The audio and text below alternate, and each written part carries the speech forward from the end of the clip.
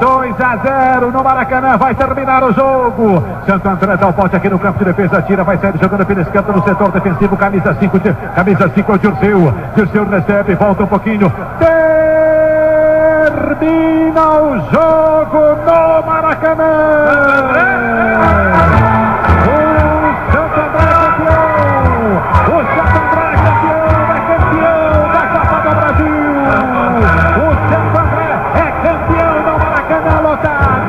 O Santo André fica com o título da temporada de 2004 da Copa do Brasil. Uma data histórica. É Santo André, olê, olé, é Santo André. Ramalhão, Ramalhão, Ramalhão, Ramalhão, Ramalhão, Ramalhão.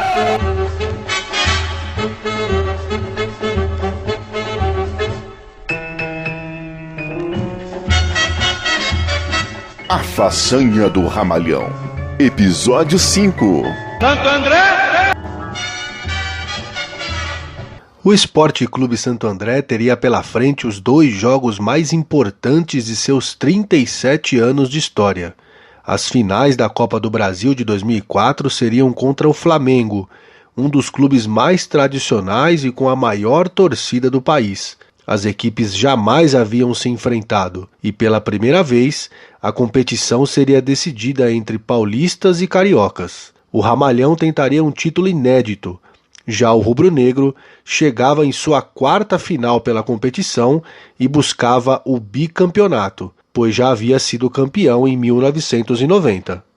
Além disso, o Flamengo chegou invicto para a decisão. Contava com Abel Braga no comando e jogadores como o goleiro Júlio César, que já acumulava algumas convocações pela seleção brasileira, e o meio-campista Felipe, que era considerado um dos melhores jogadores daquele elenco. O ex-goleiro Júlio César, do Santo André, comenta sobre o adversário. A gente até torcia para ser o Flamengo, né? Que outra semifinal foi Flamengo e Vitória. Então a gente torceu muito, porque, era o sonho de qualquer jogador, né? Jogar uma final de Copa do Brasil, ainda mais contra um Flamengo no Maracanã, né? Então a gente ficou muito ansioso, a gente contava muito com isso, era uma coisa que a gente queria muito, né? E até porque a gente sabia da projeção que isso ia tomar, né? O tamanho que ia se tornar essa final, pegando um Flamengo contra um time pequeno, uma final de Copa do Brasil ainda, né? Então a gente ficou muito satisfeito e era a final que a gente realmente queria. Sem condições para um jogo como esse, o estádio do Santo André foi descartado para a final. A diretoria do clube escolheu para a primeira partida o Palestra Itália, na capital paulista. O narrador Galvão Bueno, da TV Globo, iniciou assim a sua transmissão naquela noite de 23 de junho de 2004. Dando toda a expectativa, Santo André e Flamengo começam a decidir já o título da Copa do Brasil. O técnico Péricles Chamusca estava impedido mais uma vez de comandar o Ramalhão, pois ainda aguardava seu julgamento por conta da expulsão nas quartas de final. Mas isso não atrapalharia sua equipe, como ele mesmo relata. Não poder estar no banco de reservas nas finais da competição não foi um problema para a nossa equipe, já que a gente primeiro tinha as ideias muito bem definidas durante toda a semana de treinamento, e toda a estratégia também bem definida. Diogo Moraes é presidente da Fúria Andreense, uma das torcidas organizadas do Ramalhão. Ele esteve presente no jogo e nos relata a mobilização dos torcedores que saíram do ABC rumo a São Paulo, além de enaltecer a torcida rival e relembrar a presença de outras torcidas no estádio apoiando o Santo André. A gente saiu de Santo André em 100 ônibus, partindo pro Parque Antártica. Deu mais ou menos 8.000 pessoas. E a cidade abraçou o time, né? Muita gente que saía direto do serviço, já foi de trem, metrô. Eu nunca vi a torcida de Santo André daquele tamanho. A torcida do Flamengo também dividiu o estádio com a gente. Se eu não me engano, eram 10.000 flamenguistas. E no meio da nossa torcida, com certeza tinha bastante torcedor de time daqui da capital. E de uma certa maneira ajudou a gente. O fato de ter que decidir o título no Maracanã fez com que o objetivo central do clube do ABC nesse primeiro jogo fosse de não sair derrotado, como relata o ex-volante Dirceu. Nosso objetivo era fazer um jogo equilibrado para que não se distanciasse de gols, não se distanciasse de resultado. Até porque nós tínhamos a condição de fazer um jogo melhor dentro do Maracanã. Não era nem o primeiro pensamento de ganhar, né? Se houvesse a possibilidade, é claro, de abrir uma vantagem de 2-0, enfim. Mas nós sabíamos que era difícil, né, cara? Porque o próprio jogo dentro do Palestra foi um jogo de torcida de uma massa muito grande do Flamengo, enfim. Então nós sabíamos que aquele jogo nós precisávamos manter um equilíbrio de resultado. Não podíamos ter diferença de gols. Se nós fôssemos ter um resultado adverso, teríamos que sair com um gol de diferença no máximo, para que a gente levasse esse jogo de maneira igual para o Maracanã. Nós não queríamos sair daquele jogo com uma desvantagem muito grande, não. O Santo André começou melhor na partida, mas não demorou muito para o Flamengo dominar o jogo e a presença constante dos cariocas no ataque resultou no primeiro gol, aos 26 minutos. Após uma cobrança de falta, o meio-campista Ibson fez um lançamento para dentro da área do Ramalhão e o lateral Roger, livre de marcação, cabeceou firme, sem chances para o goleiro Júlio César. Metade do estádio explodiu de emoção. Aí vem bola para a área, Douglas tocou de lado, Ibson arriscou, meteu para a área, toque de cabeça, gol!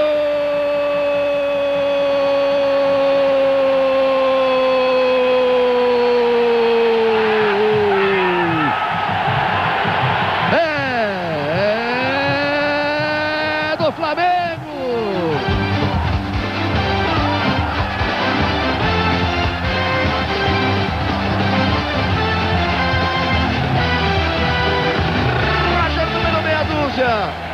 No restante do primeiro tempo, o que se viu foi o clube do ABC buscando o empate nos contra-ataques, enquanto o rubro-negro só cadenciava o jogo e valorizava a vitória parcial. Mas o narrador Galvão Bueno alertava sobre o que o Ramalhão já havia conseguido até aquele momento na competição.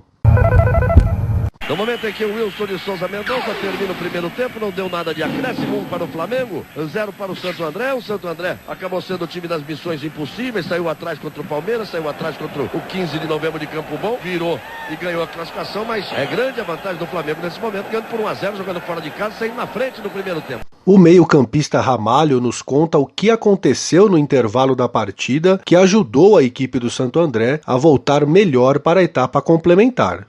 A nossa equipe fez um primeiro tempo ruim, nós estávamos sendo encurralados, né? Aceitando a pressão. Quando acabou o primeiro tempo, o Romerito se aproximou e aí eu perguntei para ele o que a gente tem que fazer. Ele falou, a gente tem que criar alguma coisa agora no intervalo para a gente entrar o segundo tempo, entrar bem, fazer um segundo tempo melhor, porque a gente precisa no mínimo empatar para depois virar o jogo. E aí nós criamos uma confusão no vestiário, né, onde os jogadores ficaram todos de olhos arregalados, os jogadores, a comissão técnica, o próprio presidente desceu no vestiário e viu aquela situação. E ali que nós discutimos ali no intervalo, ninguém se intrometeu nada, e depois que nós subimos para o segundo tempo, fizemos um baita do segundo tempo. E logo aos 6 minutos, o mesmo Romerito começou a jogada no meio-campo, encarou a marcação da zaga do Flamengo e, após um belo giro, acertou um cruzamento milimétrico na cabeça do atacante Osmar, que nem precisou sair do chão para empatar a partida no Palestra Itália. O jogador comenta o lance. Tive a felicidade de fazer um belo gol de cabeça, cruzamento do Romerito. Foi muito importante aquele gol, que é onde me deu uma alavancada aí também na minha carreira, né? Onde vários clubes me viu também naquele jogo, muito importante. E eu fiquei muito feliz, né, em conseguir fazer um bom jogo e fazer um belo gol de cabeça. Então vem saindo o Santo André, Romerito com a bola dominada, Sandro Gaúcho pelo meio, Osmar parte mais lá pela direita, aí Romerito fez bem a finta, limpou, ele trabalha na perna esquerda, tentou o lançamento, toque de cabeça, gol!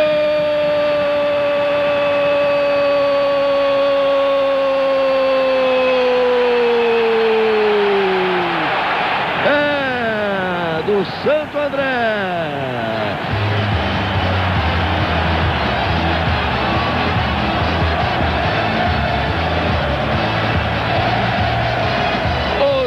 Número 7 parou a defesa do Flamengo, parou o goleiro Júlio César, ele subiu livre, meteu a cabeça para a bola. O gol não animou só a outra metade do estádio, que apoiava o Ramalhão, mas também os jogadores em campo, que agora iriam em busca da virada. O jornalista Anderson Fattori, que esteve presente no Palestra Itália, nos relata que o Flamengo não esperava por essa reação. Eu tinha essa percepção, os jogadores do Flamengo não menosprezaram, acho que essa é a palavra, o Santo André. E depois que o Santo André começou muito bem, aquele jogo lá no Palestra Itália, né, começou melhor, deu uma acordada no Flamengo. Então acho que o Flamengo ali, dentro de campo pelo menos, acordou, viu que tinha um adversário tecnicamente, podemos dizer aí, não tão bom, mas com uma garra, uma gana, uma vontade, uma determinação muito grande, e isso fez toda a diferença. Acho que o Flamengo ali sentiu que precisava fazer muito mais para conseguir ganhar. E o Santo André desperdiçou, na minha avaliação, uma oportunidade, inclusive, de sair na frente, aí, de fazer um placar bom aí no Palestra Itália e levar uma decisão até mais tranquila para o Maracanã. 8 minutos mais tarde, um lance disputado na entrada da área do Flamengo fez a bola chegar até o atacante Sandro Gaúcho. Ele tentou o domínio, mas quem apareceu foi o meio-campista Romerito, que pegou de primeira para fazer o gol e colocar o Santo André em vantagem na final. Sandro Gaúcho relembra com alegria desse momento. Realmente aquela bola veio no alto, eu tentei dominar mais próximo, ela acabou saindo um pouquinho, aí o Romerito veio por trás e acabou batendo ali e fez um belo gol ali. Reparem que Galvão Bueno se surpreende tanto com o gol da virada que chega a errar o nome da equipe e também do jogador. O improvável começava a acontecer. Insiste o Santo André. André Bahia chega por ali, a bola batida. Gol!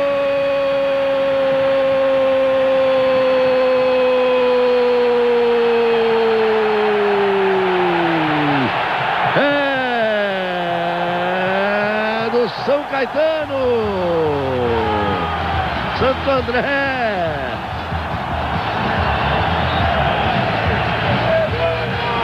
aos 15 minutos, Ramalho, número 8, ato falho, o segundo gol do Santo André, 2 para o Santo André, 1 para o Flamengo, na virada deu bobeira, a defesa do Flamengo, pegou firme de perna esquerda o Ramalho.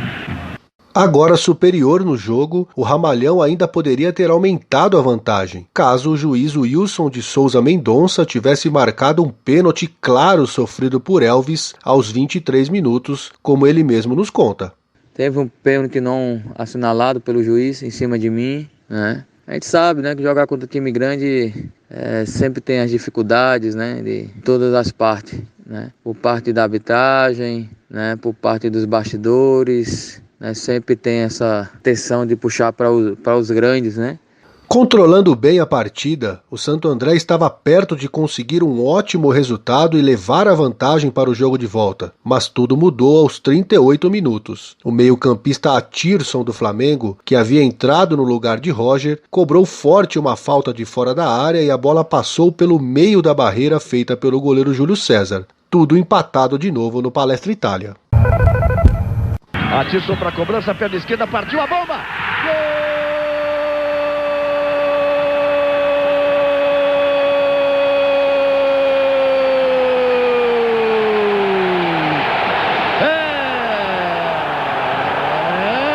É do Flamengo!